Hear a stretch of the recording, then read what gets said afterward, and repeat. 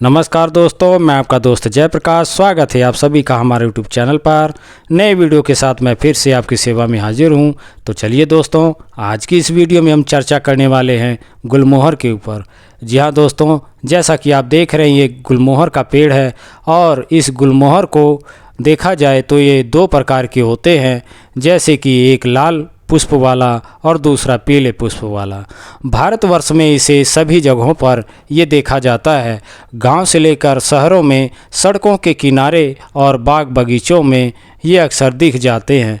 गर्मियों में गुलमोहर इसका पेड़ लाल फूलों से बिल्कुल ही लद जाता है, जो बहुत ही आकर्षक और सुंदर नज़र आते हैं।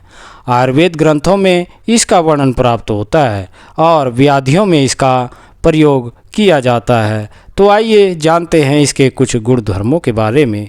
तो इसके गुणधर्म गुलमोहर के इस प्रकार से हैं कि इसके जो फूल होते हैं वह फलियां मधुर, स्तंभक, क्षुधावर्धक, मृदुकारी तथा ये पोषक होती हैं। और गुलमोहर जो है समान रूप से जो दुर्बलता होती है उसमें अच्छा कार्य करता है। तृष्णा यानी कि प्यास लगने की जो शिकायत होती है उनको भी दूर करता है। अतिसार यानी दस्त में भी अच्छा कार्य करता है। और जो खून की कमी होती है और नासागत रक्तस्राव जो होता है यानी कि नक्सीर, उसमें भी अच्छा लाभ देखा जाता है।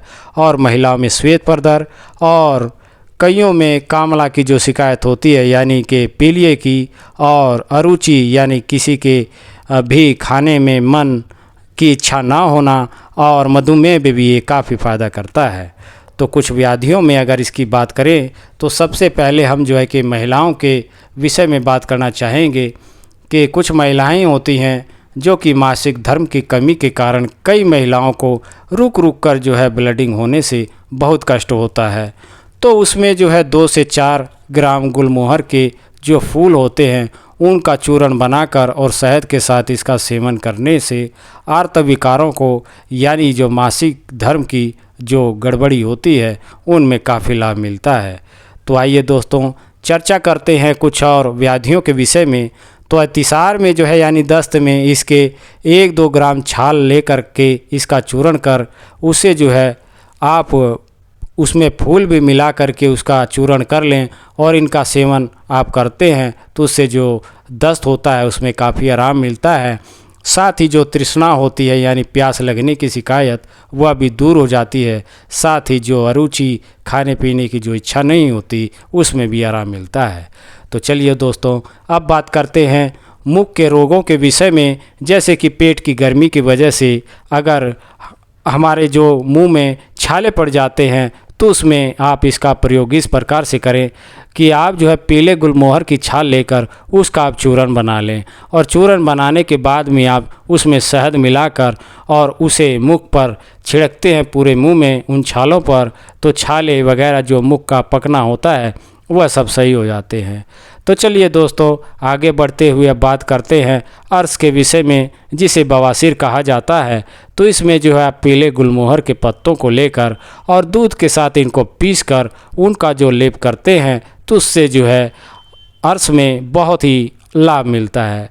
तो आगे बढ़ते हुए अब चर्चा करते हैं आम वात के विषय में। तो आम वात में जो है आप गुलमोहर के पत्तों को पीसकर और इनको वहाँ पर लेप करने से और जो आम वात होता है उसमें काफ़ी लाभ मिलता है।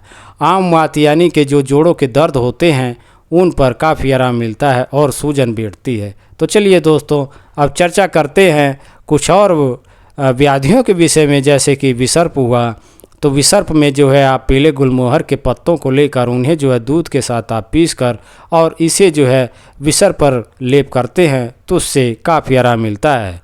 तो आगे बढ़ते हुए चर्चा करते हैं कुछ व्रण शोथ पर। तो उस पर जो है पीले गुलमोहर के पत्तों को पीस कर लगाने से तथा गुलमोहर के पत्तों का काढ़ा बनाकर व्रणों को धोने से व्रण शोथ यानी उनकी जो सूजन होती है वह मिट जाती है। तो आगे फिर चर्चा करते हुए बात करते हैं बिच्छू दंश पर। तो गांवों में देखा जाता है कि बिच्छू होते हैं जो अनजाने में नज़र ना पड़ने पर वह बिच्छू डंक मार देते हैं। तो उस पर जो है पीले गुलमोहर की जड़ को लेकर और उन्हें पीसकर दंश वाले स्थान पर आप इसका लेप करते हैं तो उससे जो है बिच्छू का जो विष होता है वह उतर जाता है, उनके प्रभाव हट जाते हैं। तो चलिए दोस्तों, एक महत्वपूर्ण जानकारी के साथ मैं ये वीडियो समाप्त करना चाहूँगा, तो उसे ज़रा आप बहुत ही ध्यान से सुनिए। जैसे कि कई भाइयों में गंजेपन की शिकायत होती है जिसे इंद्रलुप्त कहा जाता है, तो आप जो है पीले गुलमोहर के पत्तों को लेकर इन्हें जो है पानी के साथ पीसकर और इनका जो है सिर पर आप लेप करते हैं तो उससे जो है इंद्रलुप्त में यानी गंजेपन में काफ़ी लाभ मिलता है। तो आशा करता हूं कि मेरी ये वीडियो आपको पसंद आई होगी। मेरी ये वीडियो आपको पसंद आई है तो कृपया करके इसे लाइक, शेयर और सब्सक्राइब करना ना भूलें। साथ ही बेल आइकन को भी प्रेस कर लें ताकि आने वाली हर वीडियो आप तक पहुंचती रहे।